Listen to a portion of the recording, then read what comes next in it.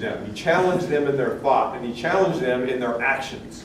Because the Pharisees would stand on the street corner and they would pray out loud, and they wanted everybody to look at them and see them.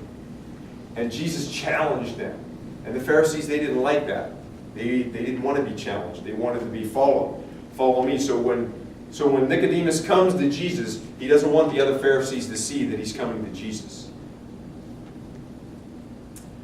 Jesus answered him and said, "Most assuredly I say unto you, unless one is born again, he cannot see the kingdom of God."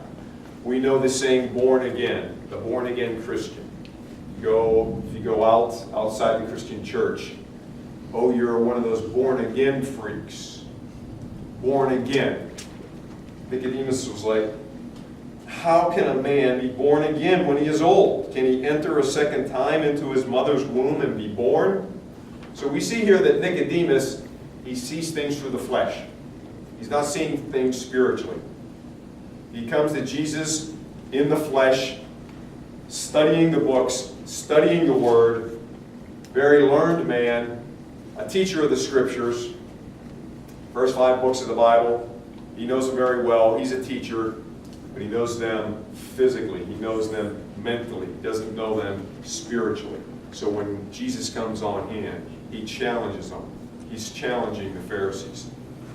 And he talks to them in spiritual concepts. Nicodemus doesn't understand it because he doesn't understand spiritual concepts. He only understands the carnal and the flesh. But right away he says, how can a man be born again? And right away he's thinking, how can a man go back inside his mother and be reborn? It's the flesh thing. Of course it's not possible. And this is what Jesus is talking about. No, of course it's not possible. So in verse 5 Jesus says, most assuredly I say to you, unless one is born of water and the Spirit, he cannot enter the kingdom of God.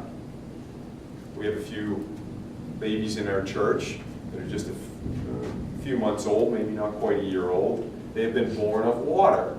When a woman is pregnant, I remember when my wife was pregnant, she got bigger and bigger, and inside her womb there was water. And the baby spent 9 or 9.5 months in a sack of water, being born of water. We are all born of water. We are born of the flesh. Every one of us. All those in the church, all those. If you're born, you are born of water. Jesus says, most assuredly, you have to be born of water and of the Spirit. Now the Spirit is the Spirit of God.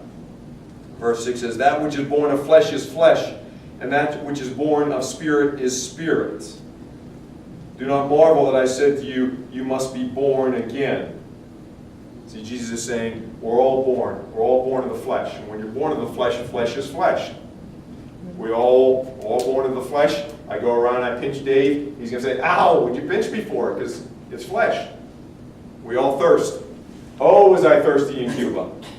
When we're inside those churches and we go in with a little bottle of water, they start doing some praise and worship, and them kids, they love dancing and jumping around, and the music starts going, and you just start bouncing around. The next thing you know, you got 300-400 people, all in an area like this, and there's no ventilation, and a couple little fans blowing, and everybody's jumping around. It starts getting warmer and warmer, and that water goes like that, and then after about 20 minutes, you're like, whew, I gotta settle down, and then you start getting thirsty.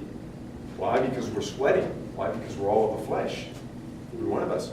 We know about sweating here in South Florida. It's kind of warm in this church today.